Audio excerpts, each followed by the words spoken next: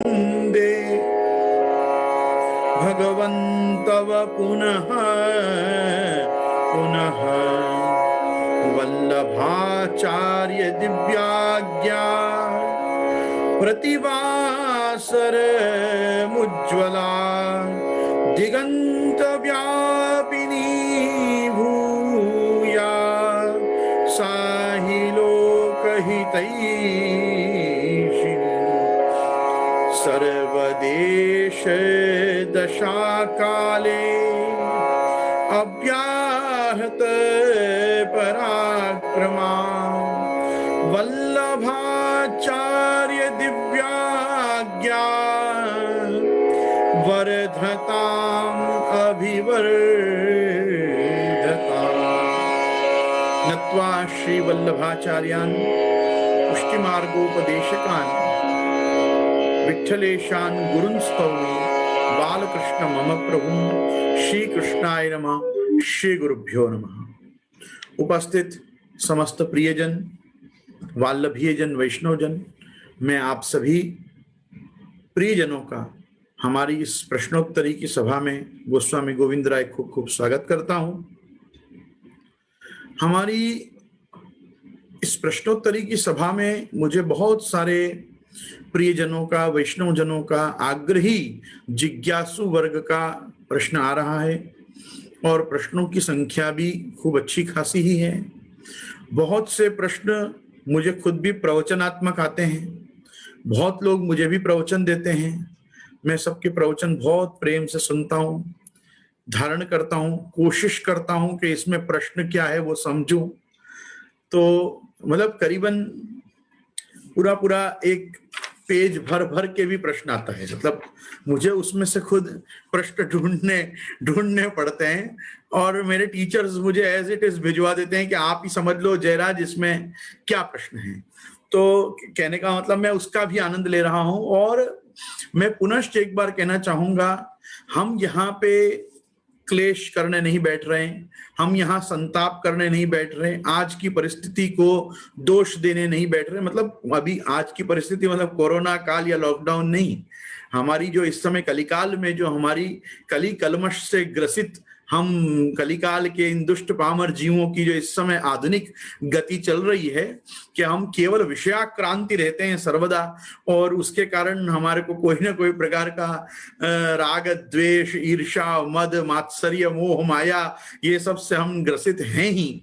तो इन सब चीजों में वारंवार भगवदावेश कैसे लाना और कैसे इनमें भक्ति मार्ग में चलना, भक्ति को समझना, ये सब चीजों को लेके बहुत सारे मुझे प्रश्न आते हैं। व्यक्तिगत लोगों की ग्रह बाधा तो नहीं, पर हाँ ग्रह क्लेश के भी मैं काफी प्रश्नों को देख रहा हूं। और मुझे बहुत, एक आचार्य होने के नाते, गुरु होने के नाते मैं बहुत व्यथित हो जाता हूं, द्रवीभूत होता हूं और चिंता में कभी कभी मैं भी पड़ जाता हूं। श्रीमद आचार्य चरण को जैसे दैवी जीवों के उद्धार की चिंता हुई, उसी प्रकार की कुछ मुझे भी इस समय के हमारे आधुनिक जगत के जो पुष्टिमार्गीय समुदाय के सदस्य हैं उनकी मुझे विशेष करके बहुत चिंता हो रही है। एक तो धर्म का विधिवत अध्ययन नहीं कर पाना, विधिवत धर्म को धारण नहीं कर पाना, जो धर्म को जिया जा रहा है उसमें पूर्ण विश्वास या संतोष नहीं होना, बहुत से ऐसे कारण हैं कि जिनके कारण लोगों को सहज ही ये प्रश्न उठ रहे हैं। मुझे बहुत इस बात की प्रसन्नता है कि दूर देश तक, मतलब देश विदेशों में, हमारे स्वदेश में, अलग अलग प्रांतों और राज्यों से वैष्णवों के जो मुझे प्रश्न आ रहे हैं, मैं आप सभी वैष्णवों को का बहुत हाथ जोड़ के सम्मान करता हूं, स्वागत करता हूं। मेरी कोई बात पर कोई व्यंग्यात्मक या कोई छेड़ने के अर्थ में कोई बात निकल जाए तो मुझे सरल हृदय के साथ आप लोग भी क्षमा करें। कहीं कहीं क्या होता है, प्रश्नोत्तरी जब होती है तो एक प्रकार का संवाद स्थापित हो जाता है। संवाद में कहीं कहीं हमको भी कभी जोश आ जाता है और हम व्यंग में कुछ कह जाते हैं। हमारा किसी भी वैष्णव को उसके वैष्णवी जीवन में, वैष्णवी जगत में कुछ सुनाना या उसको कुछ और ढंग से चिढ़ाना, ये हमारा कोई उद्देश्य नहीं है। और ना मुझे कोई इन सब चीजों में खास आनंद उपलब्ध होता है कि किसी को मैं गिरा दूं, सुना दूं, उसको नीचा दिखा दूं। अरे हमारा तो कार्य है जो झुक रहे हैं उनको और उठाना, और जो उठ गए हैं उनको और आगे बढ़ाना। हमारा कार्य किसी की टांग खींचना नहीं है। तो मेरा कहने का तात्पर्य सिर्फ यही है, मैं प्रयास करूंगा और मैं पूर्ण रूप से आपको सहयोग दूंगा कि मैं आपके हर प्रश्न का यहां से उत्तर देने का मैं भी प्रयास ही कर सकता हूं। मेरे तो खुद के आद्य आचार्य मतलब जगत गुरु महाप्रभु श्रीमद वल्लभाचार्य चरण का भी आप श्री का नाम है दैवोद्धार प्रयत्नात्मा। तो भगवान श्री कृष्ण का भी नाम है सर्वोद्धार प्रयत्नात्मा। तो अपने अपने उद्धार के लिए जैसे आप लोग प्रयत्नशील हैं, गुरुजन और प्रभु भी आपके उद्धार का प्रयत्न मात्र कर सकते हैं, लेकिन अपनी खुद की उद्धृति तो जीव मात्र को ही करनी पड़ेगी। आत्मैव आत्मनो बंधुर आत्मैव रिपुर आत्मनः।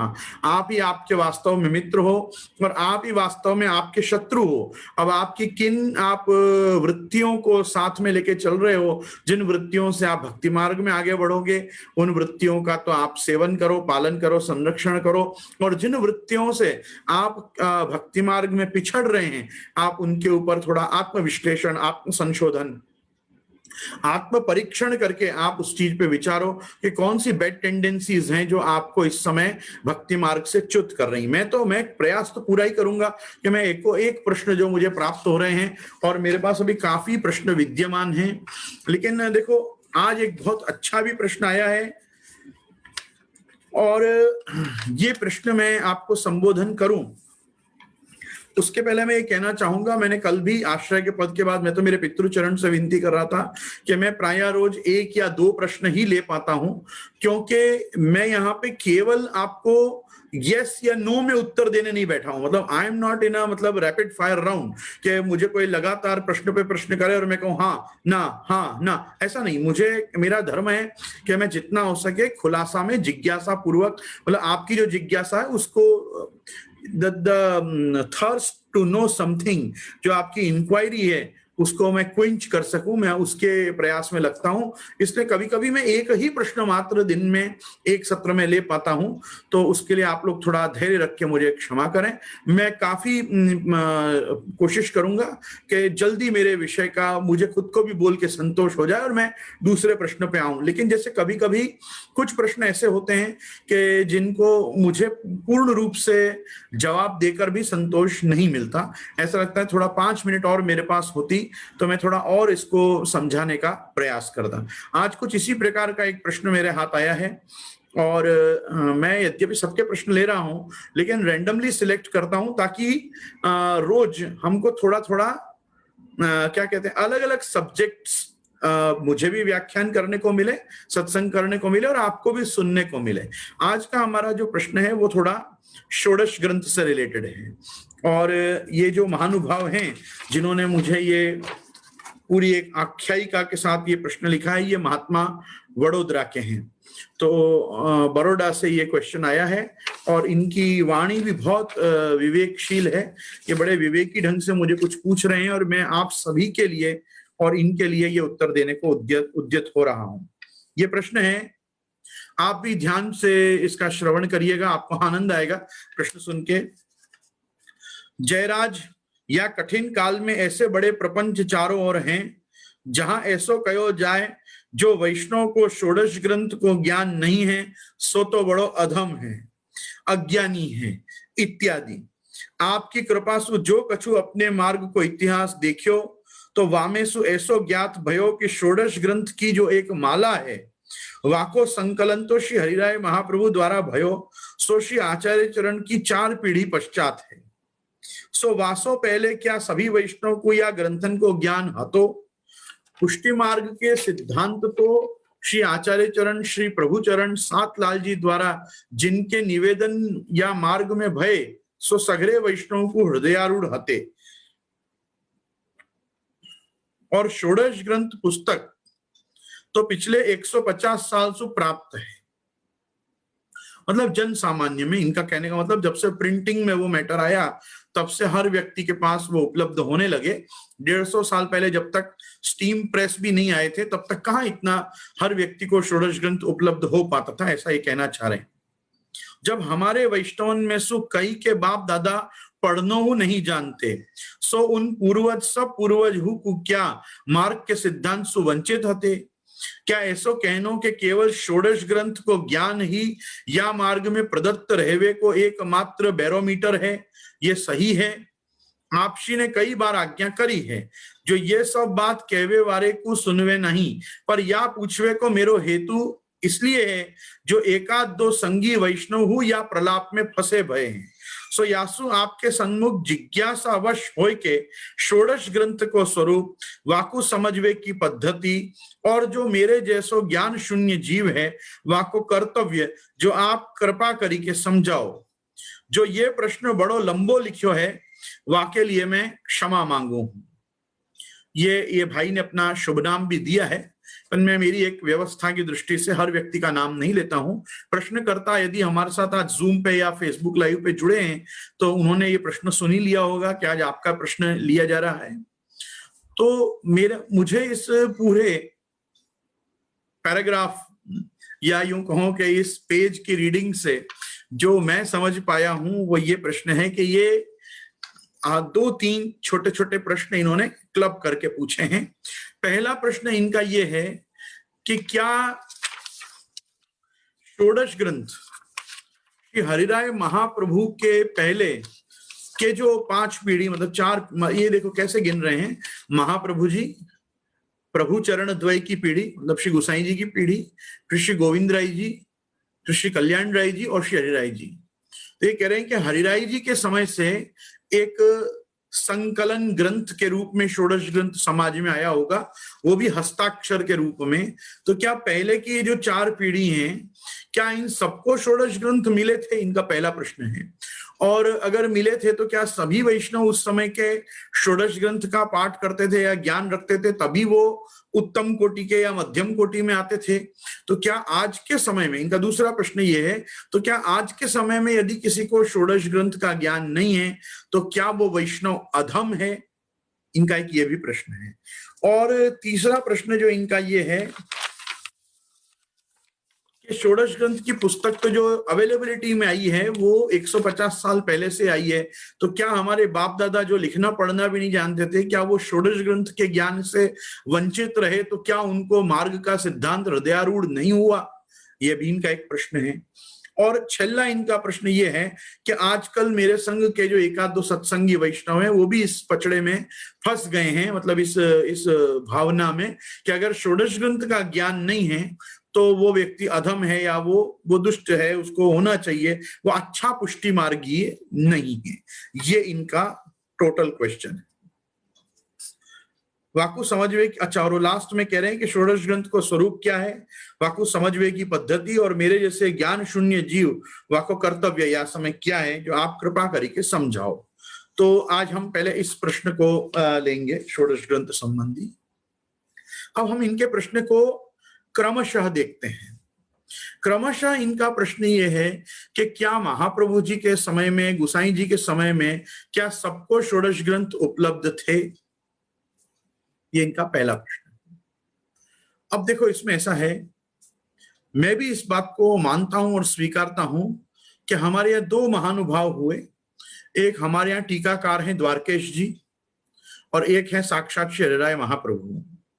ये हरिराय महाप्रभु जी ने और श्री द्वारकेश जी टीकाकार ने, वो टीकाकार भी हैं, द्वारकेश जी भाव भावना वाले भी हैं। उन्होंने रास लीलामृतम भजत कुंज में मुंज बांसुरी भी लिखा है, उन्होंने मूल पुरुष भी लिखा है और उन्होंने षोडश ग्रंथ सर्वोत्तम आदि पे अन्य अन्य टीकाएं भी प्रकट की हैं, संस्कृत में भी की हैं, ब्रजभाषा साहित्य भी प्रकट किया है।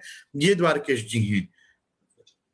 तो ये पूछ रहे हैं, मतलब मैं इनको बता रहा हूं, द्वारकेश जी और श्री हरिराय महाप्रभु, हरिराय महाप्रभु को जो षोडश ग्रंथ का क्रम मान्य है, वो क्रम जिस प्रकार से मान्य है वो अपन सबको विदित है। आज की सभी पाठ की पुस्तकों में उसी क्रम से षोडश ग्रंथ दिया होता है। यमुना बाल मुक्ताश्च पुष्टि सिद्धांत रत्न मम विवेक कृष्ण चतु भक्ति जप संज्ञानी सेवनाथ। मतलब यमुनाष्टक, बालबोध, सिद्धांत मुक्तावली, पुष्टि प्रवाह मर्यादा भेद, सिद्धांत रहस्य, नवरत्न, अंतःकरण प्रबोध, विवेक धैर्य आश्रय, कृष्णाश्रय, चतुश्लोकी, भक्तिवर्धिनी, जलभेद, पंचपद्यानी, संन्यास निर्णय, निरोध लक्षण और सेवा फलम, ये जो एक क्रम से हमको षोडश ग्रंथ आज पुस्तकों में दिए जाते हैं। और इसके बाद 2 ग्रंथ और छपते हैं जो षोडश ग्रंथ में नहीं है, लेकिन यो छोटे छोटे प्रकीर्ण ग्रंथ ही हैं, महाप्रभु जी के स्फुट ग्रंथ हैं, छोटे छोटे ग्रंथ हैं। तो वो कौन से हैं? पंचश्लोकी और शिक्षा श्लोक कहा, मतलब शिक्षा श्लोकी। तो पंचश्लोकी, शिक्षा श्लोकी प्लस 16, मतलब ये देखने जाओ तो पूरे भगवत गीता की तरह वल्लभ गीता में ये 18 अध्याय हैं, जो यमुनाष्टक से शुरू होकर सेवा फलम और स्वतंत्रतया यूं देखो तो भक्ति योग और पुरुषोत्तम योग जैसे लोगों को अधिक प्रिय है, वैसे पंचश्लोकी और ये शिक्षा श्लोकी, ये एक, मैं तो 16 भी नहीं, मैं तो 18 का ही पूरा एक कंप्लीट सेट कहूंगा आज के परिप्रेक्ष्य में। जो आज के परिप्रेक्ष्य में ये प्रश्न किया गया है तो हम कहेंगे कि आज केवल 16 से भी नहीं, क्योंकि जैसा हमारी कल परसों भी चर्चा हुई थी, ग्रहम सर्वात्मना त्याज्यम त्यक्ते त्यक्तुम न शक्यते कृष्णार्थम यत् प्रयुंजीत कृष्णो नर्थस्य मोचक और भार्यादिर अनुकूलश्चेत कार्यते भगवत क्रियाम उदासीने स्वयं कुर्यात् प्रतिकूले ग्रहम त्यजेत तत्यागे दूषणम नास्ति यत कृष्ण बहिर्मुखा अनुकूले तो संकल्प प्रतिकूले विसर्जनम करिष्यति इति विश्वास इत्यादि, जो मतलब पंचश्लोकी की भी जो विधा है, या जो यदा बहिर्मुखायुयम भविष्यति कथंचन तदा काल प्रवाहस्ता देह चित्तादयोप्युत में जो महाप्रभु जी का सिद्धांत प्रकट हो रहा है, शिक्षा श्लोकी या चरम श्लोक, हम तो उसको, जैसे भगवत गीता की कल हमारे चरम श्लोक की बात हुई थी, वैसे महाप्रभु जी का जो चरम उपदेश है वो यही है जीव को कि बहिर्मुख मत होना, कभी भी ठाकुर जी की सन्मुखता मत छोड़ना, कृष्ण से विमुख कभी मत होना, और कृष्ण से यदि तुम विमुख हो जाओगे तो तुम काल प्रवाह में बह जाओगे। और देह चित्तादयोप्युत, देह चित्तादि सब चीज तुम्हारा काल प्रवाह में, कलिकाल के इस कठिन समय में तुम और क्षीण हो जाओगे, तुम्हारा भक्ति मार्गीय बल भी क्षीण होगा। कलौ भक्ति आदि मार्गा ही दुस्साध्य इति में मति, भक्ति मार्ग जैसा सुगम राजमार्ग भी तुम्हारे लिए दुस्साध्य हो जाएगा यदि तुम भगवान से बहिर्मुख हुए या तुमने विवेक, धैर्य और आश्रय का संरक्षण नहीं किया। तो अब हम जो चीज से डील कर रहे हैं ये है कि ये जो एक पूरा क्रम है, इससे थोड़े 1-2 ग्रंथों के मतलब क्रम को बदल के दूसरा एक सिलेबस, मतलब यूं समझो कि 1st to 10th तक ही पढ़ाया जा रहा है या 1st to 12th तक ही पढ़ाया जा रहा है। एक सीबीएसई बोर्ड है और एक स्टेट बोर्ड है या एक आईसीएसई बोर्ड है, समझो बोर्ड ऑफ एजुकेशन बदल जा रहे हैं, लेकिन दोनों चीजें रह रही हैं। मतलब आपकी पढ़ाई तो बराबर चल रही है और जहां से भी आप पढ़ के बाहर निकलोगे आपको मिलेगा कि हाँ आपने मैट्रिकुलेशन किया, आपने एचएससी कंप्लीट किया, अब आप 10th और 12th कर चुके हो। तो हम एक चीज समझें कि हम द्वारकेश जी की पद्धति से जाएं या श्री हरिराय महाप्रभु की पद्धति से जाएं। षोडश ग्रंथ का तो सांगोपांग विधि विधान से ज्ञान हमको श्री आचार्यन की कृपा से होगा ही, ये एक पद्धति है। तो पहले एक वस्तु को आप समझिए कि आज की तारीख में जिस चीज को हम संकलन ग्रंथों के जिस सेट को, मतलब जैसे बहुत सारे अध्यायों से युक्त एक भागवत जी में स्कंद होता है, वैसे श्री महाप्रभु जी के ग्रंथों का एक स्कंद है जिस पूरे स्कंद का नाम ही षोडश ग्रंथ है। अब ये महानुभाव ने हमको प्रश्न जो किया है वो ये किया है कि क्या महाप्रभु जी, गुसाई जी और 7 बालक के समय पर या उनसे बाद की जो एक पीढ़ी है वहां तक क्या ये सेट पूरा सब वैष्णवों को अवेलेबल था क्या, ये इनका प्रश्न है। अब मैं आपको खुद एक बात बताना चाहता हूं कि आप यदि वार्ता जी को, वार्ता जी तो हमारे इतिहास की जड़ें हैं, मतलब वार्ता जी में हर चीज प्रकट हो जाएगी, आपके हर प्रश्न का पहले तो समाधान। ये तो मैं जनरली बहुत ग्लोबली ये आंसर दे रहा हूं कि पुष्टि मार्ग से संबंधित जिनको जितने भी प्रश्न आज उदित हो रहे हैं, उठ रहे हैं ना, वो वार्ता जियों को बराबर नहीं पढ़ने के कारण ही हो रहे हैं। आपने क्योंकि वार्ता साहित्य को एक नॉवेल जान के या एक बार पढ़ने की पुस्तक जान के जो पढ़ के धर दिया है, उसी के कारण आपकी ये परिस्थिति हो रही है कि आपको ऐसे ऐसे प्रश्न हो रहे हैं जिनमें काफी प्रश्न तो मुझे बड़े बचकाने आ रहे हैं। मतलब मैं ठीक है, मैं तो हर प्रश्न का उत्तर देने को बाध्य हूं, संकल्पबद्ध हूं, मैं तो हर चीज का समाधान करूंगा ही, जरूर करूंगा जहां तक मेरी बुद्धि चलेगी और श्री महाप्रभु जी कृपा करके वाणी को बल प्रदान करेंगे तो योंत प्रविश्य मम वाच विमाम प्रसुप्ताम संजीवयत् किल शक्ति धरस्व धामना, ध्रुव जी की तरह मैं ठाकुर जी की की स्तुति करके भी उनसे ताकत मांगूंगा कि हे प्रभु, आप मुझे, आप और महाप्रभु मिलके मेरे वाणी को शक्ति दो कि मैं ये समाज के हर व्यक्ति के हर प्रश्न का मैं उत्तर देने में मैं सक्षम बनूं। अभी तो मैं नहीं हूं, पर हाँ, आप श्री की कृपा से मैं जरूर करूंगा कि समय समय पे जितने लोगों के प्रश्न उठेंगे मैं समाधान अवश्य करूंगा। लेकिन मैं आपको एक चीज जरूर कहूंगा, वार्ता साहित्य 252-84 वैष्णवों की वार्ता आप कल्पना नहीं कर सकते हो, उतना असाधारण ग्रंथ है। पुष्टि मार्ग में भयंकर असाधारण ग्रंथ है। मतलब ऐसी वस्तु तो वापिस शायद कोई संप्रदाय में सृजन हुई है या होगी कि नहीं होगी, इसके बारे में हमारी कोई जानकारी नहीं है। हमारे पास जो है वो परम धन के रूप में विराज रहा है। साक्षात पुष्टि मार्गियों की जो भागवत जी है, जैसे भागवत जी में इतने सारे भक्तों के चरित्र को व्यास ने गाया है, सुखदेव जी ने सुनाया है, तो उस चीज का यदि हम कोई पुष्टि मार्गी रूपांतर देखना चाहें तो 84 वैष्णव वार्ता और 252 वैष्णव वार्ता है। आज परिस्थिति क्या हो गई है, एक पूरा समुदाय, एक पूरा संगठन मिलके वार्ताओं को ही कोसने पे तुला हुआ है। वार्ता में सब गपोड़ा भर गए, वार्ता में सब गप्पा हाकी गई है, वार्ता में सब लिपिकारन ने अपनी वो लेखनी से उनको पैसे मिलते थे इसलिए बढ़ा चढ़ा के प्रसंग लिखे हैं। मतलब जहां पे वो अपने कुसिद्धांत को सुसिद्धांत सिद्ध ना कर सकें और उनके सामने कोई ऐसी वार्ता दृष्टांत में आके खड़ी हो जाए कि जो उनको भारी पड़ती हो तो कह देना कि वार्ता ही झूठी थी। अभी एक नया ट्रेंड संप्रदाय में चल रहा है, करीबन एक 1991-92 के एरा से ये एक समय चल रहा है कि बैठे ठाले बस हर चीज को ही संप्रदाय में, जिस संप्रदाय की बात से आप गौरवान्वित होते हो उस बात को ही कह दो कि वो हुई ही नहीं। चंपारण नहीं है, राजा कृष्णदेव राय की सभा में महाप्रभु जी का कणकाभिषेक ही नहीं हुआ, महाप्रभु जी को मायावादियों ने काशी से भगा दिया इसलिए अड़ेल जाके रहने लग गए, इत्यादि इत्यादि। ऐसा बहुत प्रलाप में सुनता हूं और इसी सोशल मीडिया पे सुनता हूं, इसी फेसबुक पे सुनता हूं, इसी यूट्यूब पे सुनता हूं और रोता हूं। मुझे तो इतनी पहले तो क्रोध आता था ये सब सुन के, अब तो मुझे करुणा आती है, दया आती है और रोना आता है कि संप्रदाय में ये दुर्बुद्धि लोग क्यों जीवित हैं कि जो बैठे ठाले अपने जिस शाखा पे बैठे हैं उस शाखा को ही काटने पे तुले हुए हैं। ऐसी इनको बुद्धि कौन दे रहा है? मतलब क्या है ये? क्या सर्वोत्तम जी के पाठ की नित्यता का अभाव है कि क्या वल्लभाष्टक स्फुरत कृष्ण प्रेमामृत ये औंधा पढ़ते हैं, व्युत्क्रम में पढ़ते हैं, क्या करते हैं कि जो इनको सच्ची बात समझ में नहीं आती? अरे वार्ताएं झूठ है अगर, तो फिर सत्य क्या है संप्रदाय में? 252-84 वैष्णव के लिए भी कह देते हो कि वो सब, अरे उसमें भी क्या कहते हैं मालूम है? 84 वैष्णव में तो कुछ फिर भी सत्यता है, लेकिन 252 वैष्णव की वार्ता तो पूरी गपोड़ांशु भरी भई है। ब्रजभाषा में बोलते हैं ऐसा। अब क्या होता है, ये सब बातें सुन के जो नया समाज अभी सब वार्ता जियों से और श्रीनाथ चरितामृत और कृष्ण कथामृत और महाप्रभु जी के आनंदनु आविष्कार और ये सब पढ़ के बेचारा प्रभावित होकर जब अंदर जाता है संप्रदाय में, आज मैं तो इस चीज की खूब प्रशंसा करूंगा कि हमारे जो एक वो भगवदीय परम भगवदीय लेखक थे रमेश भाई परिख, उन्होंने तो कितना अच्छा कार्य किया।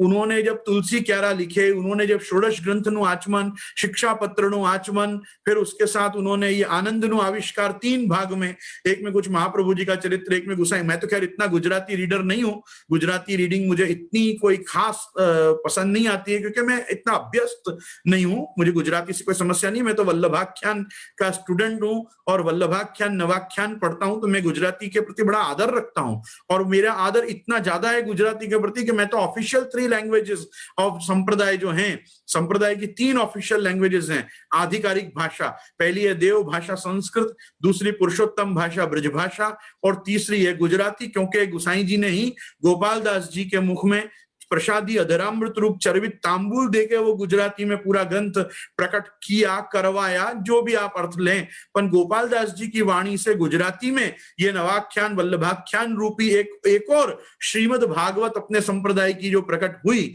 वो उसके प्रभाव से मैं इतना प्रभावित हूं।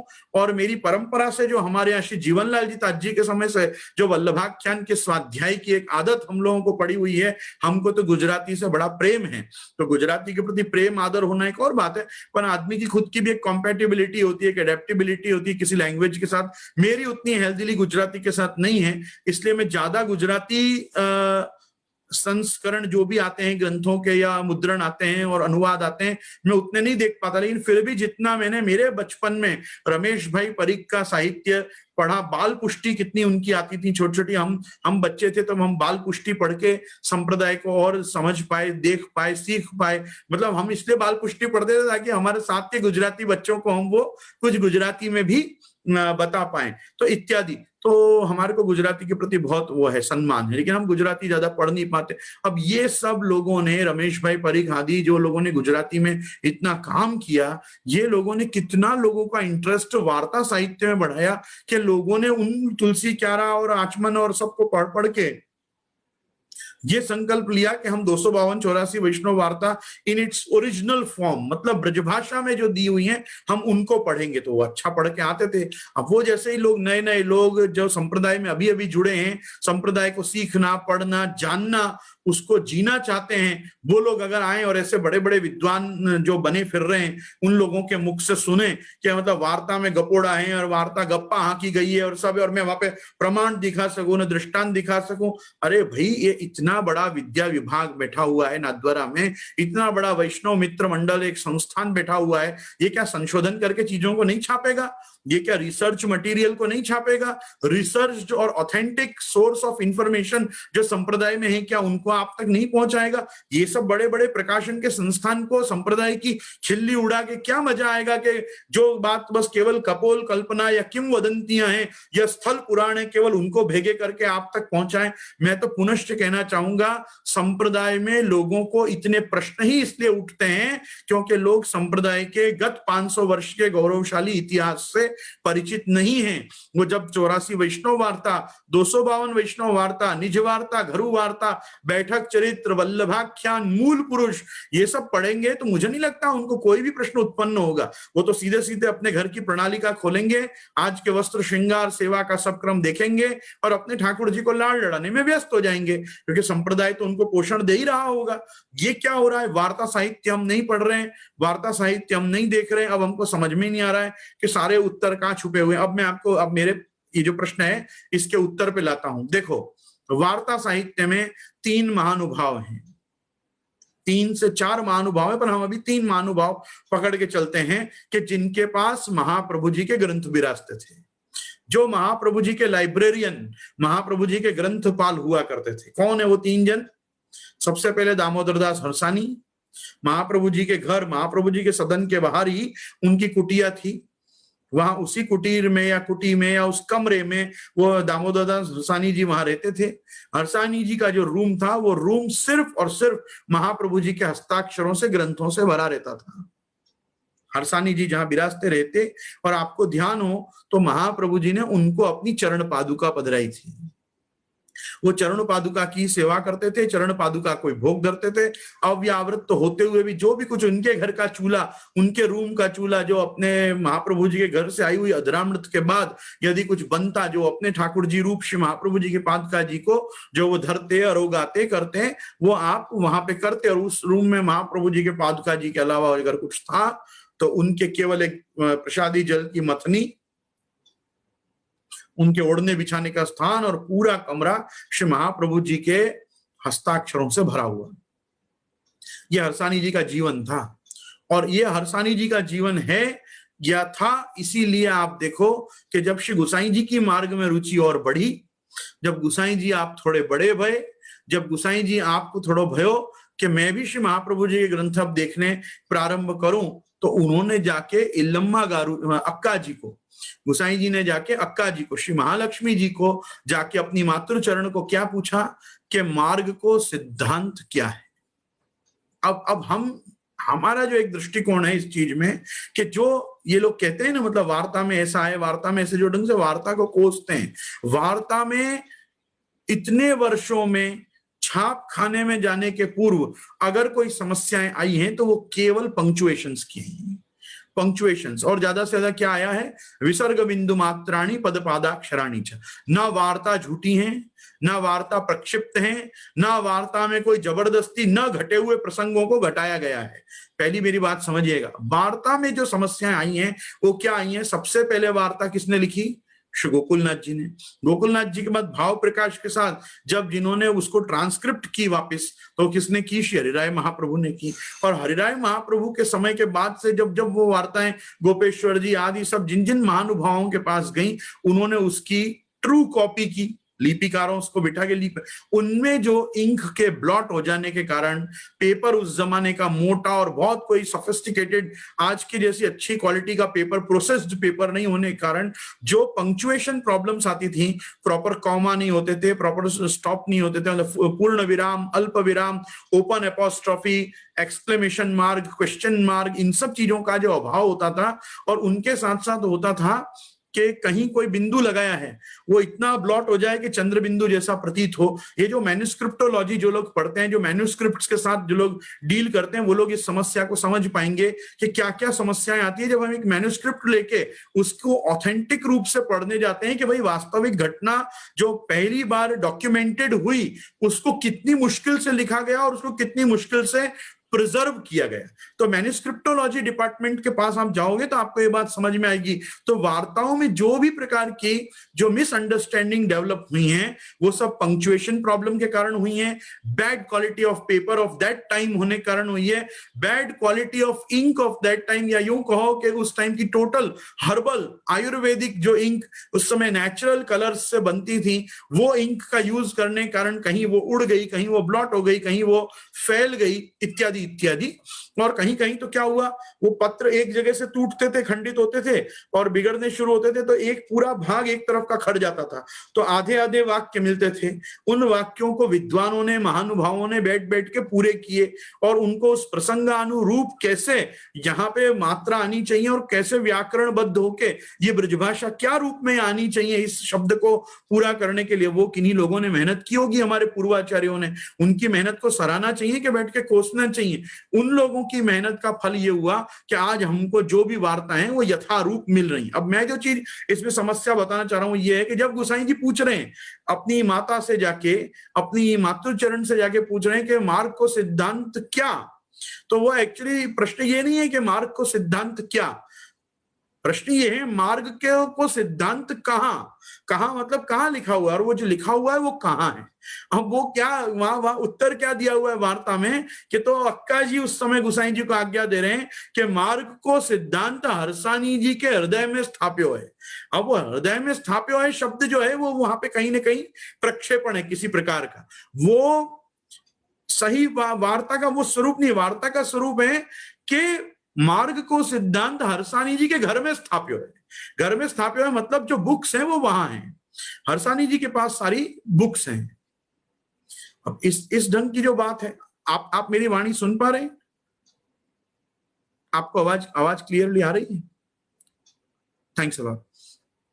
कहने का तात्पर्य ये हुआ कि जब वो ऐसा पूछ रहे हैं और वहां उत्तर क्या बन रहा है कि हाँ मार्ग को सिद्धांत तो हरसानी जी के घर स्थाप्यो है, तो बट ऑब्वियस है कि गोसाई जी क्या करेंगे, हरसानी जी के पास जाएंगे और पूछेंगे बुक्स क्या कहाँ हैं, सब महाप्रभु जी की हस्ताक्षर कहाँ विराज रहे हैं। वो उस ढंग की कुछ घटना है, वो घटना वहां पे थोड़ी अलग ढंग से प्रेजेंटेड है, and that presentation is due to लिपिकर्स, या उस टाइम के पंक्चुएशन या राइटिंग स्किल्स में फर्क आ जाने के कारण वो है, ना कि उसके कोई पूरे स्वरूप को ही बदला गया है। लेकिन कैसा होता है, अभिप्राय बदल गया कि नहीं। वैसे ही महाप्रभु जी के सेकंड लाइब्रेरियन है संत दास चोपड़ा, और थर्ड लाइब्रेरियन है कन्हैयालाल क्षाल क्षत्री। कन्हैयालाल क्षाल क्षत्री, ये महाप्रभु जी के संत दास चोपड़ा, कन्हैया क्षाल क्षत्री, तीसरे हरसानी जी, और चौथे खुद राणा व्यास। क्योंकि राणा व्यास जी जब महाप्रभु जी के संग फिर रहने लगे, महाप्रभु जी के संग पृथ्वी परिक्रमा में भी कहीं से कहीं महाप्रभु जी की आज्ञा से आने लगे, तब उन्होंने ये व्यवस्था करी कि महाप्रभु जी के ग्रंथों की फर्स्ट कॉपी राणा व्यास जी बना के रखते थे। और राणा व्यास जी ये क्यों बना के रखते थे, क्योंकि उनको जो सोर्स ऑफ इंफॉर्मेशन प्राप्त होती थी वो माधव भट्ट काश्मीरी से प्राप्त होती थी, और माधव भट्ट काश्मीरी एक समय तक ही महाप्रभु जी के ग्रंथ के लिपिकार होके, और महाप्रभु जी जो आप आज्ञा करते चलते उसको आप लिखते और धारण करके आप उसको ग्रंथबद्ध कर पाते थे। उसके बाद तो खुद माधव भट्ट जी लीला पधार गए। तो माधव भट्ट काश्मीरी जी का ही, क्योंकि आकस्मिक लीला प्रवेश हो गया वो बाण लग जाने से और तीर लग जाने से, और उसके कारण वो नहीं रहे जब भूतल पे, तो उसके बाद राणा व्यास आदि बहुत से ऐसे महाप्रभु जी के सेवक थे जो फिर वो लोग ग्रंथ को लिखते थे, संकलन करते थे, और संतदास चोपड़ा, कन्हैया शाल क्षत्रिय और हरसानी जी या खुद राणा व्यास जी, इन सबों के सदन में, भवन में वो सब ग्रंथ विराजते थे। जब जब श्री गुसाई जी आप वहां पहुंचते, अच्छा क्या है कि जैसे कोई बूला मिश्र हैं या गोविंद दुबे हैं, जगन्नाथ जोशी हैं, जिन जिन के लिए ये षोडश ग्रंथ लिखे गए, उनको षोडश ग्रंथ की तो वो एक पर्टिकुलर प्रति ही दी गई थी। मतलब जैसे किसी के लिए चतुश्लोकी लिखी तो उसके पास चतुश्लोकी थी, किसी के लिए आपने कृष्णाक्षर लिखा तो उसके पास कृष्णाक्षर था, किसी के लिए राजा दुबे माधव दुबे के लिए निरोध लक्षण लिखा तो उनके पास निरोध लक्षण था। तो जब आपस में ये वैष्णव एक दूसरे को कनेक्ट करते थे तब ये बताते थे हमारे पास महाप्रभु जी का वो ग्रंथ है, तो वो कहते थे अरे कौन सा ग्रंथ है बताओ। वो ग्रंथ महाप्रभु जी का उन वैष्णव के पास आता था, वैष्णव गुसाई जी को एक कॉपी करके भिजवाते थे कि महाप्रभु जी का एक ये ग्रंथ भी ये वैष्णव के यहाँ से प्राप्त हुआ है, इसके यहाँ ये ग्रंथ विराज रहा था। ये उस समय का एक ऐतिहासिक सिनेरियो है कि कैसे वैष्णव, अच्छा वैष्णव क्या है आप ध्यान से देखोगे तो जोग्राफिकल, बहुत जोग्राफिकल डिस्टेंस से, भौगोलिक एक दूर देश में रहते हुए ये लोग सब पत्र व्यवहार से, पत्राचार से, कासिद के द्वारा, हाकिम के द्वारा ये जो पत्र एक दूसरे को भिजवाते थे, बहुत मुश्किलों से ही अपने पास की कोई चीज को शेयर किया करते थे। मेरी बात को ध्यान से सुनिएगा। तो ये सब लोगों की पीढ़ी में सारे ग्रंथों का एक साथ जमा होना, जमा होकर श्री गुसाई जी को मिलना, गुसाई जी के बाद उनके पुत्रों के द्वारा इन सबों के ऊपर टीका करना। तो हम, क्योंकि हमारे को प्रत्येक ग्रंथ पे इतनी इतनी टीकाएं उपलब्ध हैं, और उनमें कितनी टीकाएं, अधिकांश टीकाएं तो पहले तो श्री गुसाई जी की हैं, गुसाई जी के पुत्रों की हैं, गुसाई जी के पौत्रों की हैं, और गुसाई जी के प्रपौत्रों के क्रम में भी टीकाएं अपने को खूब मिल रही हैं। तो कहने का मतलब ये हम नहीं कह सकते कि उस समय पे महाप्रभु जी के ग्रंथों की अवेलेबिलिटी नहीं थी, कम थी। हम कह सकते हैं कि उस समय पे वैष्णव भी कम थे भाई। इस समय जैसे इतनी सारी पीढ़ी के बालकों के द्वारा इतने सारे कंठी और ब्रह्म संबंधी वैष्णव हैं, और अब आप देखो तो पहले से ज्यादा लोग जी भी रहे हैं। पहले लोग इतना नहीं जिया करते थे, पहले कितने सारे बच्चे होके मर जाते थे, बूढ़े बूढ़े लोग बहुत जल्दी ही प्रॉपर इलाज नहीं होने के कारण मर जाते थे। तो आज हमको जैसी वैष्णव सृष्टि इतनी एक ग्लोबली जो हमको यूनिवर्सली दिख रही है, उतनी कोई वैष्णव सृष्टि उस समय पे थी भी नहीं। हाँ, मैं मानता हूँ गांव के गांव उस समय भी महाप्रभु जी के और गुसाई जी के सेवक होते थे, और लोग कहते हैं, वार्ता में तो लिखा हुआ भी आता है, और वो अनेक तामसी जीवन को आप यहाँ उद्धार किए। तो उद्धार कैसे किए? कुछ लोगों का दर्शन से किए, कुछ को अधरामृत देके किए, कुछ को वचनामृत देके किए, कुछ को चरणामृत देके किए, किन्हीं को तो केवल दर्शन मात्र हो गया, उससे ही उनका उद्धार हो गया। तो वो समय के लोगों के उद्धार की अलग अलग लेवल्स थे, उनसे वो लोगों का उद्धार हुआ। तो पहले एक चीज समझिए कि षोडश ग्रंथ, षोडश के षोडश उस समय पे उपलब्ध जरूर थे। अब जैसे विष्णुदास छिपा हैं, उनको सेवा फलम और सेवा फल विवरणम लिख के दिया, फिर बाद में राजा दुबे माधव दुबे को निरोध लक्षण लिख के दिया, नरहरि सन्यासी को सन्यास निर्णय लिख के दिया। फिर इस प्रकार से जगन्नाथ जोशी, पुरुषोत्तम जोशी, गोविंद दुबे सांचोरा, ये लोग सब हैं, नारायण दास कायस्थ हैं, अच्युत दास सनोडिया हैं। फिर बाद में स्वयं दामोदर दास और कृष्णदास मेघा ने, जिनको सिद्धांत रहस्य आपने कृपा करके पधराया। तो बहुत से लोग ऐसे हैं कि जिनको ये ग्रंथ प्राप्त हुए हैं, उन्होंने अपने संघ के जो वैष्णव थे उनको ये ग्रंथ शेयर भी किए। पद्मनाभ दास जी जैसे पौराणिक व्यक्ति भी, सुपठित पौराणिक भागवत और महाभारत आदि शास्त्रों के मर्मज्ञ जानकार व्यक्ति भी महाप्रभु जी के साथ चलते।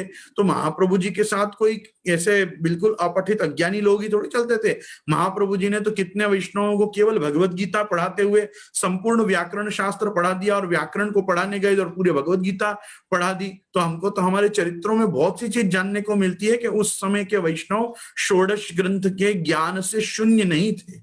किस प्रकार से नहीं थे कि षोडश ग्रंथ में जिस प्रेम लक्षणा भक्ति का नवदा भक्ति के साथ उपदेश हुआ है, मतलब श्री वल्लभाचार्य मते फलम तद प्राकट्य मत्रा व्यभिचार हेतु प्रेमैव तस्मिन् नवधोक्त भक्ति तत्रोपयोगो खिल साधनानाम या कुर्यात् सुंदराक्षीणाम भवने लास्य नर्तने तासाम भावनया सिद्ध सही सर्व फलानुभाग। ये जो एक पूरी व्यवस्था है, इस व्यवस्था से सर्व फलानुभाग से तो लोगों को परिचित रखा ही जाता था। तो एक वस्तु को समझिए, षोडश ग्रंथ का ज्ञान उस समय के वैष्णवों के सांप्रत समय के एरा में भी एक दूसरे को था। ऐसा नहीं कह सकते हम कि एक दूसरे को कोई ज्ञान ही नहीं था कि महाप्रभु जी ने कौन सा ग्रंथ किस लिए लिखा है। नहीं, वैष्णव जैसे आज एक दूसरे को व्हाट्सअप कर रहे हैं, व्हाट्सअप सत्संग भेज रहे हैं, फेसबुक सत्संग भेज रहे हैं, शेयर्स कर रहे हैं, वैसे उस समय पे भी शेयर करते थे। उस समय लिखित वस्तु शेयर करते थे कासिद के द्वारा। जब कहीं ना कोई वैष्णव का साथ और संग एक जगह से दूसरी जगह जाता था, तब संग में शेयर करते थे। कोई ग्रंथ ब्रज में विराज रहे हैं किन्हीं वैष्णवों के पास, तो गुजरात के सथवारे में जो लोग आते थे साथ में, वो वहां से उसकी कॉपी करके लाके गुजरात में सब वैष्णवों को बांटते थे। गुजरात में कोई ग्रंथ महाप्रभु जी गोसाई जी प्रकट करें तो ब्रज पर्यंत के जो वैष्णव हैं मार्ग में, उन सबों को वो ग्रंथ प्राप्त होते थे, लेते थे। तभी तो इतने सारे हस्ताक्षर, इतने सारे लिपिक और लिपिकारों के द्वारा किए हुए मतलब हस्तलिखित इन ग्रंथों की प्रतियां आज भी हम गोस्वामी महानुभावों क्या प्रचुर मात्रा में विराज रही हैं। कैसे विराज रही, क्यों विराज रही? जब पब्लिकेशन हाउसेस नहीं थे, जब मुद्रण विभाग नहीं था, जब छाप खाने नहीं थे, जब वेंकटेश्वर स्टीम प्रेस या कृष्णदास खेमराज स्टीम प्रेस नहीं थी, तब भी इन ग्रंथों का नया रूप बनता ही था। और नए रूप, नए पत्र, नए नए ढंग के पेपर्स में नई स्याही के साथ उतार के उस समय में भी इनका सर्कुलेशन, रेगुलेशन, इनका डिस्ट्रीब्यूशन, इनका एक्सचेंज ये होता ही था संप्रदाय में। संप्रदाय को तुम समझते हो कि 150 साल से ही चल रहा है क्या, कि जब से पुस्तक छपने लगी तब से लोगों को मिलने लगी? ऐसा नहीं है। हाँ, कम अवेलेबिलिटी जरूर थी, लेकिन ये सब ग्रंथ सबको अवेलेबल होते थे जिनको इनकी डिमांड थी। आज भी वही परिस्थिति है। आज कितने वैष्णव घर में कितने सारे ग्रंथ विराज रहे हैं, कभी उनके बच्चों ने या उनने खोल के भी बराबर नहीं देखा है कि हमारे पास क्या क्या साहित्य उपलब्ध है। बस घर के कबाट भरे हुए हैं। जिनके कबाट भरे हुए हैं, उनसे जो तंग आ चुके हैं, वो सारी पुस्तकें हमको फोन कर करके पूछ के भिजवा देते हैं, आपने हमारे पास बहु प्राचीन ग्रंथों विराजे छे, आपने पधरावी दी, हमके पधरावी दे भाई। तू ग्रंथ भेजे तो ग्रंथ भिजवा दे, ठाकुर जी भेजे ठाकुर जी भिजवा दे। आज के समय में ठाकुर जी पुष्टा के लेके जाने वालों की इतनी संख्या नहीं रही है जितनी ठाकुर जी वापस भिजवाने वालों की संख्या हो गई है। अब क्या करें, ये परिस्थिति है तो है। तो संप्रदाय को जो ढंग से आप देखते हैं कि संप्रदाय मतलब ऐसा थक थक के चलता था, ऐसा उस समय नहीं था। संप्रदाय उस समय बड़ा जीवंत ज्वलंत पद्धति से एकदम आगे बढ़ता था और उस प्रशस्त मार्ग पे चलता था संप्रदाय खुद। संप्रदाय मतलब संप्रदाय के अनुयायी। तो एक वस्तु को समझिए, महाप्रभु जी, गोसाई जी के सात लाल जी और सात लाल जी के 28 पुत्र, मतलब गोसाई जी के 28 पौत्रों तक तो हर व्यक्ति को उस समय पे षोडश ग्रंथ उपलब्ध थे। और उन षोडश ग्रंथों का उपदेश भी वो अपनी अपनी टीका के माध्यम से, अपने अपने व्याख्यान, सत्संग, अपने उपदेश वचनामृतों के माध्यम से करते ही थे। हरिराय जी के समय में क्या हुआ, हरिराय जी ने समझा कि भाई ये जो पूरा एक सेट ऑफ षोडश ग्रंथ है, इस चीज को हम क्यों ना एक प्रॉपर सिलेबस के ढंग से जन सामान्य वैष्णव जो है, जन सामान्य मतलब जिनमें जरूरी नहीं हो कि वो त्रैवर्णिकों में यज्ञोपवीत धारी हो, और जरूरी ना हो कि वो व्यक्ति का आचार विचार बिल्कुल वैसा विशुद्ध ब्राह्मणों जैसा हो या याग्निकों जैसा हो। वो भाई साधारण पद्धति से अगर अपना जीवन सन्मार्ग पे चलने के लिए सदाचार के साथ व्यतीत करने को संकल्पबद्ध हो, तो क्यों ना हम उसको ये षोडश ग्रंथ इस प्रकार से दें कि यमुनाष्टक से वो अधिकारी हो और सेवाफल पर्यंत उसको महाप्रभु जी का मार्ग समझ में आवे। अब आप देखोगे तो इस चीज में कैसा है, मैं यहाँ पे एक फटाफट एक विहंगावलोकन कराता हूं कि षोडश ग्रंथ को नहीं समझने पे क्यों कुछ लोग कहते हैं कि तुम अधम कोटि के वैष्णव हो। देखो, उनका कहना तो सर्वथा गलत ही है। संप्रदाय में जिसको कृष्ण प्रेम सिद्ध हुआ है, जो कृष्ण का प्रेमी बन पाया है, जिसको कृष्ण नाम सुनने से आनंद आता है, कृष्ण के लीला कथा गुणानुवाद में जिसको प्रेमोत्पत्ति होती है, या वो जिस आनंद रस से आप्लावित हो जाता है, वो व्यक्ति यदि कृष्ण षोडश ग्रंथ न भी समझ पाया हो, सुन पाया हो, पढ़ पाया हो, तो भी हम उसको अधमादि तो नहीं कह सकते हैं। वो मध्यम कोटि का या उत्तम कोटि का भक्त तो फिर भी रहेगा। अब किसी की महाप्रभु जी में जबरदस्त आसक्ति है, रुचि है, और समझो उसको सर्वोत्तम जी याद नहीं है, तो क्या आप उसको अधम कह दोगे? नहीं, अधम नहीं, हम उसको कहेंगे वो मूर्ख है। ज्यादा से ज्यादा हम क्या कहेंगे कि मूढ़ता के कारण उसने अभी तक ये सब चीजें नहीं देखी हैं। जिस दिन उसका ये मौढ़्य निवृत्त हो जाएगा, उसको सज्ञान की प्राप्ति होगी, वो ज्ञान मार्ग के आधार पर, मतलब भक्ति और ज्ञान के समुच्चय से वो आगे बढ़ पाएगा संप्रदाय में। लेकिन संप्रदाय में अनुग्रहो पुष्टि मार्गे नियामक इति स्थिति, सबसे बड़ी वस्तु जो संप्रदाय में है वो है कृपा। अगर कृपा के दायरे में वो आ चुका है, चाहे वो कृपा श्री गिरिराज जी की हो, वो कृपा श्री यमुना जी की हो, कृपा श्री महाप्रभु जी की हो, सांप्रत समय के कोई वल्लभ कुल या किसी भगवदीय वैष्णव की हो तो भी वो मार्ग में अच्छे, मतलब उत्तम कोटि तो नहीं, पर हाँ मध्यम कोटि से तो वो आगे बढ़ ही सकता है। उत्तम कोटि में ही हम किसी को, जैसे इन्होंने कहा कि क्या षोडश ग्रंथ की जानकारी रखना ही वो बैरोमीटर है जिससे आप किसी वैष्णव का अच्छा मानोगे, तो मैं कहूंगा कि ये भी कोई बैरोमीटर नहीं है कि जिसको षोडश ग्रंथ नहीं पता है वो अच्छा है, यही मैं उसको कहूं। नहीं, अच्छा, आज जब तुम कह रहे हो 150 साल से सब उपलब्ध होने लगा है तो तुमको षोडश ग्रंथ पता होना चाहिए, षोडश ग्रंथ का ज्ञान होना चाहिए। षोडश ग्रंथ का ज्ञान न भी हो तो भी तुलसा की तरह, पद्मनाभ दास जी की बेटी तुलसा जो ऐसी भगवती हुई कि जिनको श्री गुसाई जी ने पूछा कि जो पूरे दिन क्या करत हो, तो कहा पूरे दिन तो हम पेट भर खावत हैं और नींद भर सोवत हैं, पर श्री महाप्रभु जी के ग्रंथन को पाठ अवश्य करत हैं। तुलसा ने उत्तर क्या दिया, यूं तो हम खा रहे पी रहे मौज कर रहे हैं और सो रहे हैं, परंतु हम महाप्रभु जी के ग्रंथों का पाठ जरूर कर रहे हैं, मतलब महाप्रभु जी की वाणी के अवगाहन में तो हम तत्पर हैं ही। तो पहले हमको तुलसा से यह सीखना चाहिए कि आप पेट भर खाइए नींद भर सोइए, पर महाप्रभु जी के वाणी का अनुसंधान जरूर रखिए, उसका अवगाहन करिए, उसका वारंवार प्रलाप करिए, उसी का आलाप करिए और उसी से मस्त रहिए, क्योंकि महाप्रभु जी ने ये सब ग्रंथ आपके लिए सृजे हैं, आप वैष्णवन के लिए। दमला यह मार्ग तेरे लिए प्रकट कियो है, और दमलाओं को तो कह दिया मार्ग तेरे लिए प्रकट कियो है। और हम गोपीनाथ जी और गुसाई जी और उनके बच्चों को क्या कहा, यदा बहिर्मुखा योयम भविष्यति कदंचना तदा काल प्रवाहस्ता देह चित्ता दयो प्युता।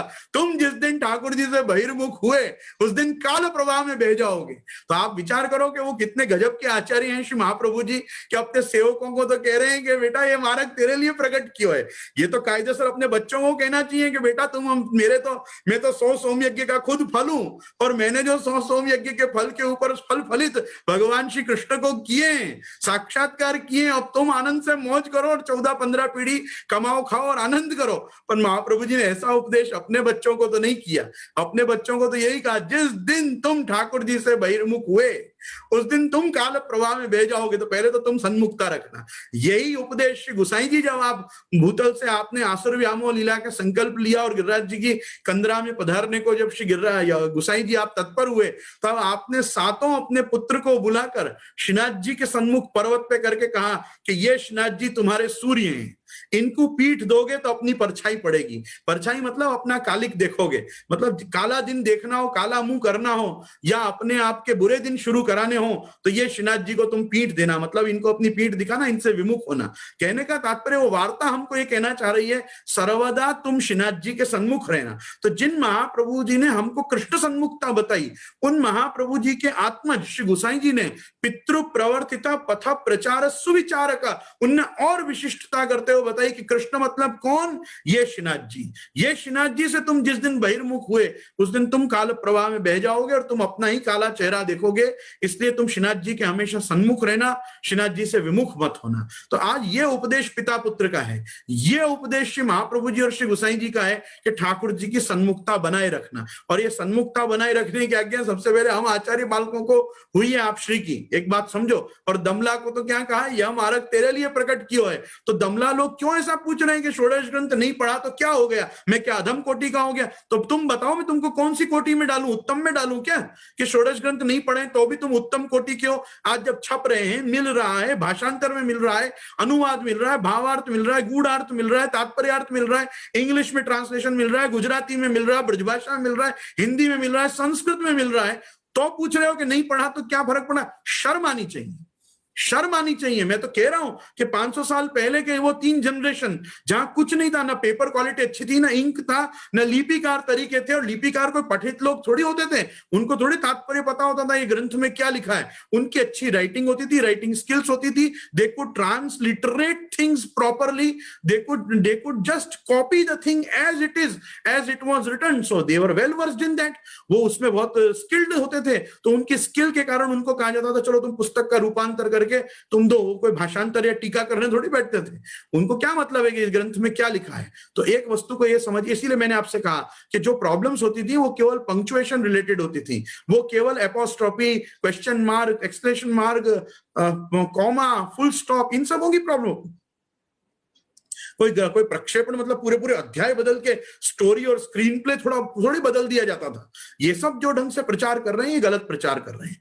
मैं आपको इतना ही कहना चाहता हूं कि इस पूरे प्रश्न के उपदेश में कि पहले एक सिनॉप्सिस को समझो, पूरी के महाप्रभु जी के इन छोटे छोटे ग्रंथों को एक साथ या 16 क्रम में डाल के एक 1st to 10th का या 1st to 12th का ये एक सीबीएसई बोर्ड या आईसीएसई बोर्ड जैसी व्यवस्था क्यों बनाई गई। एक वस्तु समझो, सबसे पहले संप्रदाय में आपके अधिकारों को कौन सिद्ध करता है? सबसे पहले आपके अधिकारों को सिद्ध करते हैं श्री यमुना जी। तो सबसे पहले रखा गया यमुनाष्टक। यमुनाष्टक पूरे षोडश ग्रंथ का मंगलाचरण है, पूरे षोडश ग्रंथ। जैसे हम कोई ग्रंथ पढ़ना शुरू करते हैं तो हम पहले मंगलाचरण करते हैं, हम सभा शुरू करते हैं तो मंगलाचरण करते हैं। तो मंगलाचरण के रूप में यदि षोडश ग्रंथ में कुछ रखा गया है तो वो श्री यमुनाष्टकम है। उसके बाद तुरंत क्या है? बालबोध है। बालबोध क्या चीज है? बालबोध ये बताया गया है कि देखो, धर्म अर्थ काम मोक्ष 4 पुरुषार्थ हैं। इन 4 पुरुषार्थों को जीवन में साधना जरूरी है, जिसके धर्म अर्थ और काम के लिए बहुत ग्रंथ लिखे गए हैं। हम मोक्ष पुरुषार्थ की यहां चर्चा करेंगे, क्योंकि मोक्ष पुरुषार्थ में 2 व्यवस्थाएं हैं, स्वतः मोक्ष और परतः मोक्ष। स्वतः मोक्ष मतलब सांख्य और योग आदि ध्यानाभ्यास वशीकृतेन मनसा, कोई व्यक्ति अपने मुक्ति का मार्ग खुद खोजे, ढूंढे, जिए और उसको प्राप्त करे, तो वो सांख्य और योग आदि का मार्ग है, जो इस समय पे दुष्कर है कलिकाल में। दूसरा है परतः मोक्ष। परतः मोक्ष क्या है? या वो शिव देते हैं या विष्णु देते हैं। यदि शिव तुमको मोक्ष देते हैं तो तुम परमे व्योमन में, जिसको ब्रह्मलीन होना कहते हैं, वहीं तक की मुक्ति को तुम प्राप्त कर सकते हो। क्योंकि परम शिव परम कल्याण रूप जो सदगति सद्यो मुक्ति लोगों को देते हैं, कैवल्य मुक्ति देते हैं, वो कहां तक देते हैं? कैलाश पर्यंत देते हैं। कैलाश क्या है? ब्रह्म ज्योति सनातन का जो सनातन प्रकाश में तेजो पुंज धाम है, वो तेज पुंज धाम तक यदि किसी को मुक्त होना है, उसमें जाके ब्रह्म ज्योति में लीन हो जाना है, तो वो उस व्यवस्था से जा सकता है। शिव की भक्ति करके भी मुक्त हो सकता है। वो कहां तक जाएगा? केवल ब्रह्मलीन होगा।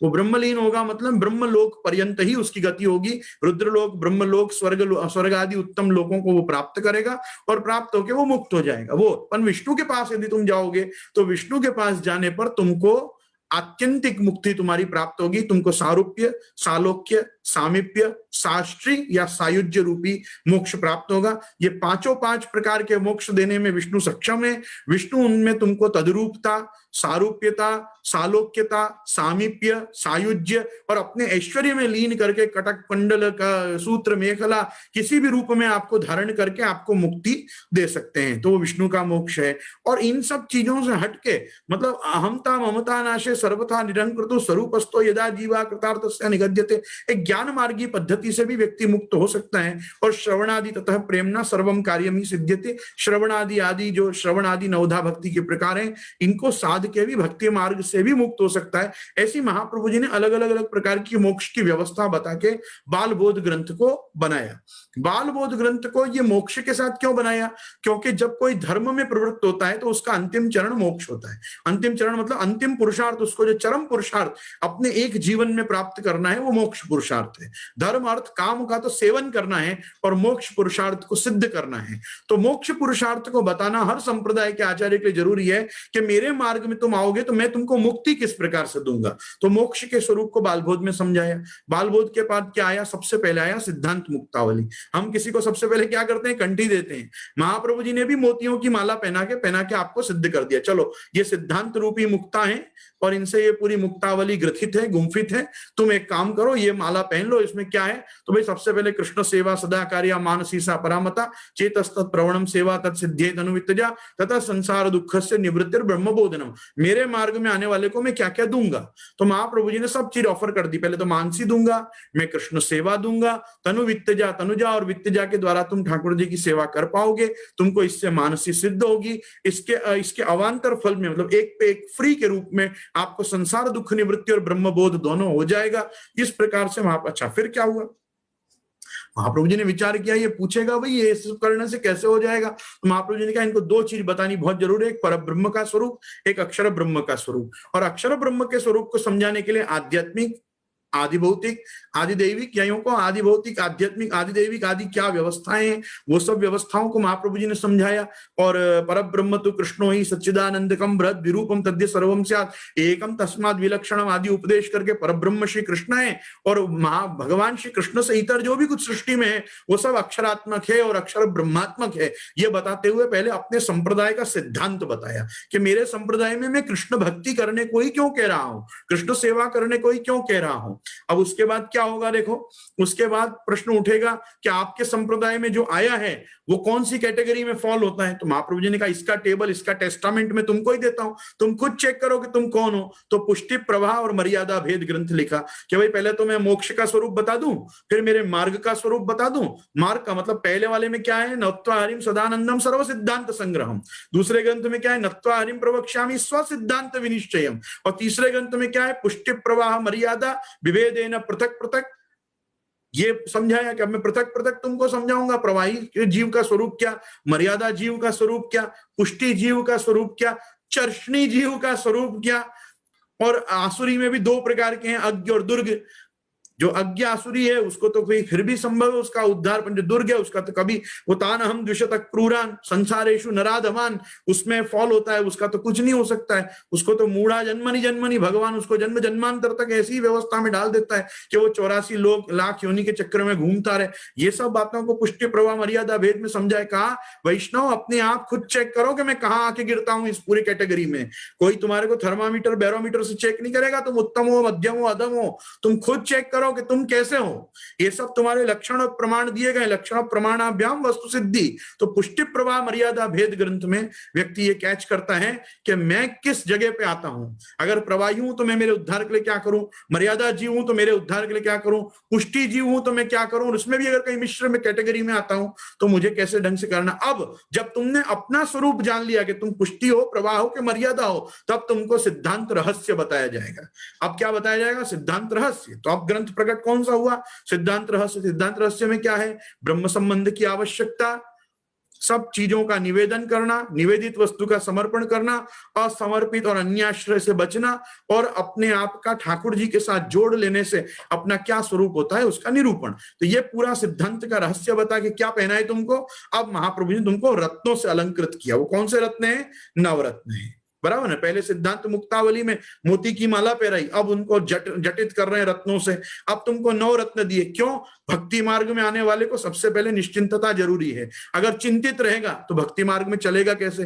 तो भक्ति मार्ग में व्यक्ति दौड़े, उसके लिए उसको निश्चिंतता पहले देनी है। तो महाप्रभु जी ने अष्टाक्षर मंत्र की संपूर्णता के साथ उपदेश करते हुए उसको निश्चिंतता का उपदेश किया। चिंता कापी न कार्य निवेदितात्म भी कदापि थी। अब ये जब उपदेश किया तो वैष्णव सोचेगा अच्छा बड़े बड़े उपदेश मेरे लिए ही हो रहे हैं, आपने अपने लिए कौन सा ग्रंथ लिखा, या आप अपने लिए आप कैसे अपने आप को समझाते हो जब आपके मन में कोई प्रश्न आते हैं। क्योंकि हमने तो सुना है आपको भी एक समय चिंता हुई, और आपको भी चिंता इस प्रकार की हुई कि ये सब जो जीव हैं ये तो दोषों से भरे हुए हैं, और प्रभु तो जो है वो निर्दोष तत्व हैं, निर्दोष पूर्ण गुण विग्रह हैं आप तो इन दोनों का संबंध कैसे हो, ये चिंता क्या आपको नहीं हुई थी। महाप्रभु जी ने कहा हाँ भाई सही बात है भाई, ये चिंता तो हमको भी हुई थी। हम तुमको जिस चिंता से निवृत्त कर रहे हैं उससे हमने अपने आप को भी निवृत्त किया। कैसे निवृत्त किया, अंतःकरण प्रबोध से निवृत्त किया। हमने अपने खुद के अंतःकरण को समझाया कि हमारा स्वरूप क्या है, ठाकुर जी का स्वरूप क्या है, जीव का कर्तव्य क्या है, जीव को प्रभु के लिए क्या करना चाहिए। तो वो अंतःकरण प्रबोध आया। तो इस प्रकार से ये षोडश ग्रंथ में यमुनाष्टक, बालबोध, सिद्धांत मुक्तावली, पुष्टि, प्रवाह, मर्यादा, भेद, सिद्धांत रहस्य, नवरत्न और अंतःकरण प्रबोध आया। अब क्या हुआ, अब ये जो प्रबुद्ध अंतःकरण है इसको ऐसा ही रखने के लिए क्या चाहिए, इसके लिए चाहिए विवेक, धैर्य और आश्रय। विवेक, धैर्य, आश्रय के स्वरूप को समझाया। विवेक, धैर्य, आश्रय बना रहे इसके लिए क्या चाहिए, कृष्णाश्रय चाहिए। कृष्णाश्रय का उपदेश किया जिससे व्यक्ति का कृष्णाश्रय सिद्ध हो। कृष्णाश्रय के उपदेश के बाद क्या किया, अब जो बालबोध में मोक्ष पुरुषार्थ बताया था ना, उसके साथ कहा था धर्म अर्थ काम को तो उन ऋषियों के ग्रंथ में देख लो। महाप्रभु ने कहा अब समय आ गया है कि इसको पुष्टि मार्गीय धर्म, पुष्टि मार्गीय अर्थ, पुष्टि मार्गीय काम और पुष्टि मार्गीय मोक्ष के स्वरूप को समझाया जाए तो महाप्रभु जी ने चतुश्लोकी बनाई। चतुश्लोकी में उसको चतुर्विध पुरुषार्थ पुष्टि भक्त के कैसे हैं, पुष्टि मार्गे हरिर्दास्यम धर्म अर्थो ही हरिरेव च कामो हरि धृदिक्षैव मोक्ष कृष्ण से चेत ध्रुवम, ये 4 श्लोकों में ये 4 पदार्थ का निरूपण करके चतुश्लोकी दिया। अब क्या हुआ, वो भक्त तैयार हो गया, अब वो भक्त बन गया महाप्रभु जी का। अब वो भक्त को क्या चाहिए कि उसकी भक्ति उत्तरोत्तर बढ़े, तब उसको क्या कहा, अब भक्ति वर्धिनी पढ़। भक्ति वर्धिनी में क्या है, बीज डाढ़ प्रकारस्तु ग्रहे स्थित्वा स्वधर्मत, तेरे ये भक्ति का जो बीज भाव है उसको कैसे दृढ़ किया जाए उसके प्रकार बता रहा हूं। और कहां से बता रहा हूं, इत्येवं भगवत शास्त्रम गूढ़ तत्वम निरूपितम एतत् समधीत तस्यापि स्या दृढ़ा रति, तेरी रति ठाकुर जी में दृढ़ हो जाए और तेरी भक्ति का नित्य वर्धन होता रहे, इसलिए मैं तुझे भक्ति वर्धनी। तो अब तुझे ध्यान क्या रखना है, अंड बंड व्यक्ति के मुख से कुछ नहीं सुनना है, सही सोर्स से आने वाली इंफॉर्मेशन को ही तुझे धारण करना है। तो वक्ताओं के भेद जल के भेद से बताते हुए तुमको जल भेद ग्रंथ दिया। अब यही देखते रहोगे कि बोलने वाला कैसा है, पहले ये भी तो देखो तुम सुनने वाले बराबर सुनने वाले हो कि नहीं। तो फिर वह श्रोताओं के प्रकार के साथ पंचपद्यानी प्रकट की, तो जल भेद आया, पंचपद्यानी आया। अब क्या हुआ, अब तो ये वैष्णव मतलब यूं कहा ना, सारे आयुधों से और सारे कवचों से एकदम सुरक्षित है एकदम।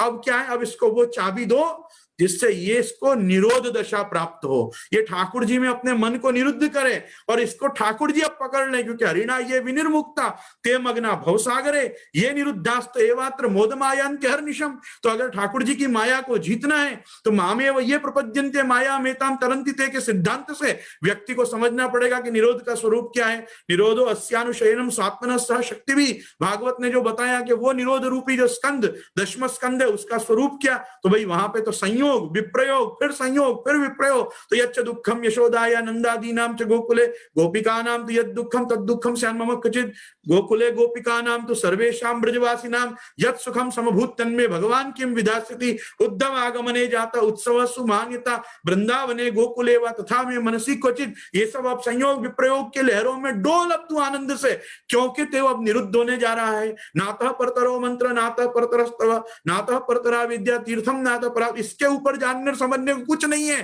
तो क्या आप तो सेवा का फल दो, तो दे दिया, लो बेटा सेवा का फल, क्योंकि तुम यमुनाष्टक से शुरू हुए थे, अब तुमको सेवा फल मिलना चाहिए। अब तुमको सेवा फल दे दिया, सेवा फल दे दिया, अब तुमको दिया पंचश्लोकी और कहा कि अब ठाकुर जी से कभी बहिर्मुख मत होना। तो पंचश्लोकी और शिक्षा श्लोकी, तो मैं तो कहता हूं कि भगवान की भगवत गीता की तरह अष्टादशाध्यायिनी ये पूरी षोडश ग्रंथ +2 पंचश्लोकी एंड शिक्षा श्लोक, ये प्रकार से ये पूरे 18 अध्याय की वल्लभ गीता हमको प्राप्त है और हमको मिल रही है। और आज हर प्रकार की भाषा में उपलब्ध है, हर प्रकार के संस्करण उपलब्ध है, हर प्रकार की टीकाएं उपलब्ध हैं। और उसके बाद भी अगर कोई वैष्णव ऐसा विचारे कि मैंने अगर षोडश ग्रंथ नहीं पढ़े तो क्या हो गया, अब क्या हो गया, क्या हो गया, तुम कभी ये नहीं कह पाओगे कि मैं लिटरेट हूं।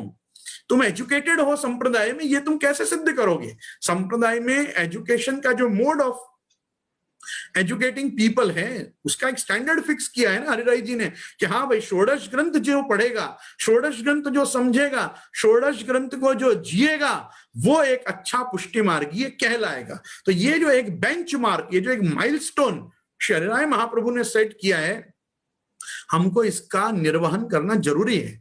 मैं ये बात मानता हूं कि जिन लोगों ने षोडश ग्रंथ किन्हीं कारणों से वो नहीं देख पाए और फिर भी उनको श्री यमुना जी गिरिराज जी कृपा से कृष्ण प्रेम प्राप्त हुआ, श्री महाप्रभु जी के प्रति प्रेम प्राप्त हुआ, अपने घर विराजते ठाकुर जी के प्रति प्रेम प्राप्त हुआ, तो उनके प्रेम में कोई प्रकार की भी निर्बलता या दुर्बलता नहीं है।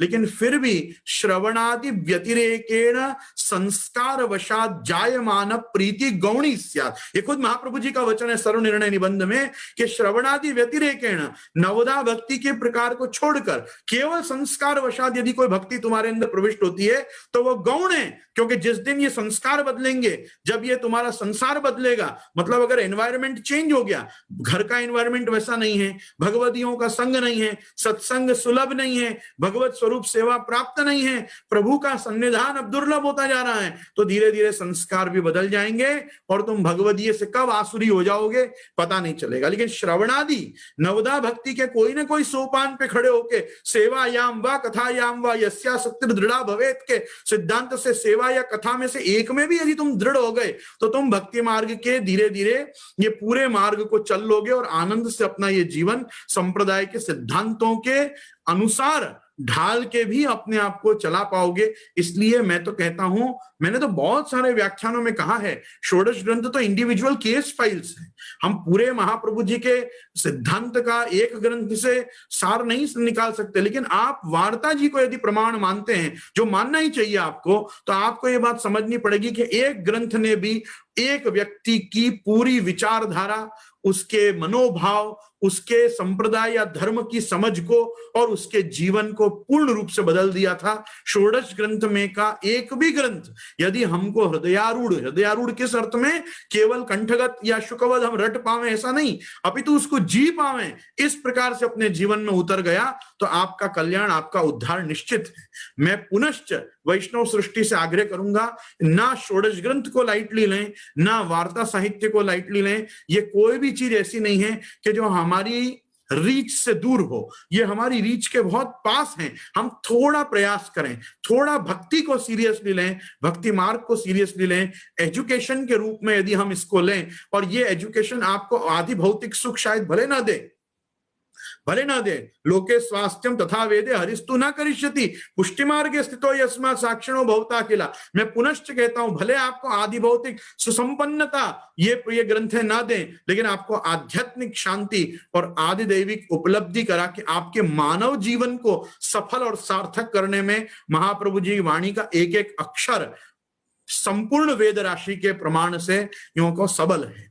तो मुझे ऐसा लगता है कि आप सभी लोग जिनका ये प्रश्न था, वो प्रश्नकर्ता महानुभाव भी, और आप सब मेरे साथ जुड़े हुए यूट्यूब के मेरे श्रोता, फेसबुक के मेरे श्रोता, और मैं श्रोता भी शब्द सही नहीं है, आप मेरे साथ जो नित्य इतने प्रेम से सत्संग करने आते हैं और इस महाप्रभु जी के मार्ग को समझने, जीने, जानने और मेरे साथ इस चीज को धारण करने जो आप यहाँ मेरी जूम सभा में आ रहे हैं, मैं आप सभी लोगों से एक ही आग्रह करूंगा, हमारा धन अष्टाक्षर पंचाक्षर है, हमारा धन ये षोडश ग्रंथ आदि महाप्रभु जी की समस्त वाणी है। एक बार हाथ जोड़ के महाप्रभु जी से विनती करिए, आचार्य वाचा प्रणमामि भाष्य सुबोधनी स्था इतराश्रयास्ता मत्स्वांतमागत्य कृपाप्लुतास्ता मदीय वाचाम रचेन्तु भूषाम नमः श्री वल्लभाचार्य चरणाब्ज नखेन्दवे कली कलमश घातिन्यै तद्वाण्यै च नमो नमः। नमो वाक्पतये वाचे वल्लभाचार्य रूपिणे आचार्यान्यै महालक्ष्मी सरस्वत्यै नमो नमः।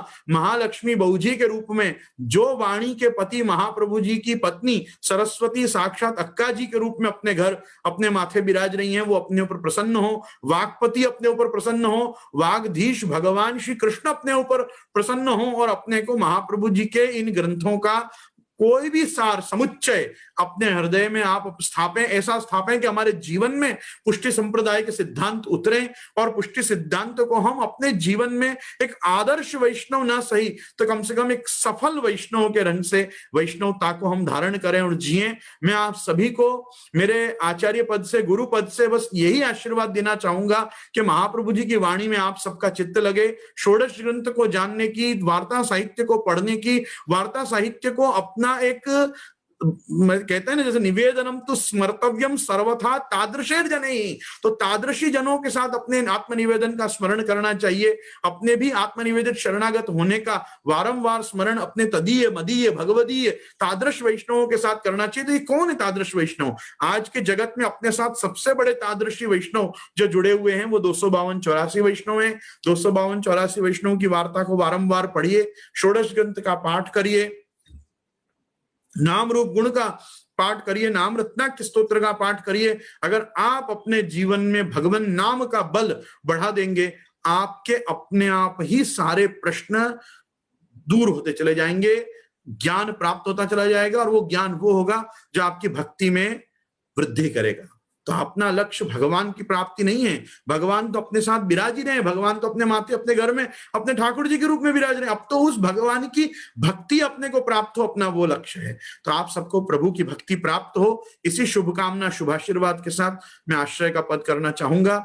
मैं आशा करता हूं कि षोडश ग्रंथ के विषय में जिन महानुभाव का प्रश्न है उनका मैं थोड़ा सा खुलासा कल के व्याख्यान में मैं द्वारकेश जी का क्रम लाके भी आपको बताऊंगा कि द्वारकेश जी षोडश ग्रंथ को पढ़ने का किस प्रकार से उपदेश कर रहे हैं। आज हमने हरिराय महाप्रभु की एक ये जो यमुना बाल मुक्ताश्च पुष्टि सिद्धांत रत्न मम विवेक कृष्ण चतु भक्ति जप संन्यानी सेवनाथ की एक परंपरा, एक व्याख्या को देखा और थोड़ा बहुत उसका विहंगावलोकन कहते हैं ना पैनोरामिक सर्वे जैसा हमने किया, बर्ड्स व्यू हमने लिया।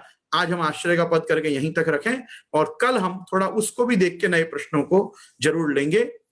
गोवर्धन की रैये तरेटी, श्री गोवर्धन की रैये नित्य प्रति मदन गोपाल लाल के चरण कमल चितलैये तरेटी, श्री गोवर्धन की रैये तन पुलकित ब्रजरज में लोटत गोविंद कुंड में नैये रसिक प्रीतम हित चित की बातें गिरधारी जिसो कहिए तरेटी, श्री गोवर्धन की रैये। श्री गोवर्धन नाथ की जय, श्याम सुंदर श्री यमुने महारानी की जय, शिवल्लभाधीश की जय, श्री गुसाई